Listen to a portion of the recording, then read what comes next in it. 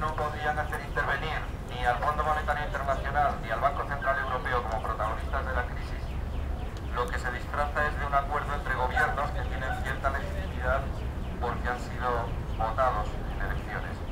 Lo pactan los gobiernos, pero en realidad son las mismas políticas que ha utilizado el Fondo Monetario Internacional desde hace muchísimos años. De hecho, las políticas de austeridad que están imponiéndonos a los europeos son las mismas que impusieron a los latinoamericanos en los años 80, que trataron de imponer a todos los asiáticos en los años 90 y ahora parece que nos ha tocado el turno a nosotros.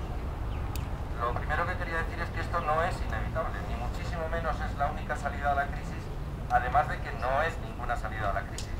Jamás en la historia de las economías mundiales, con políticas de austeridad y restrictivas, se ha salido de ninguna crisis. Todas estas crisis, tanto en Latinoamérica como en Asia, se salió normalmente con baños de sangre, normalmente con revoluciones populares, para que las políticas económicas diesen un giro concretamente. Nosotros lo que queremos es dar ese giro sin baños de sangre, sin revoluciones, sino con una revolución ciudadana y totalmente pacífica. Brevemente, contar un poco más técnicamente en qué consiste el Pacto del Euro. Hace muchísimos años, con la creación del Banco Central Europeo, se usurpó a todos los gobiernos europeos lo que es la producción del dinero, la creación del dinero.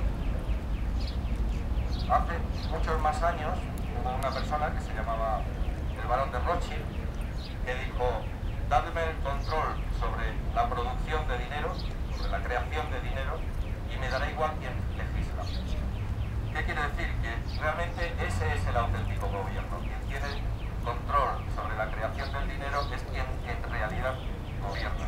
En este momento quien tiene el control es el Banco Central Europeo, al que por cierto yo no he votado, nunca he votado, creo que nadie aquí ha votado a ninguno de los dirigentes del Banco Central Europeo, ni del Fondo Monetario Internacional, ni de la OCDE, ni ninguna de esas instituciones que son al final los que están dictando qué es lo que se hace en nuestro país.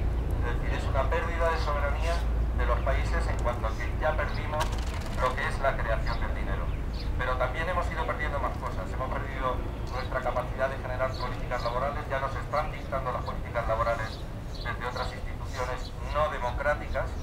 Nos están diciendo qué tipos de contratos laborales debemos tener, qué restricciones de salarios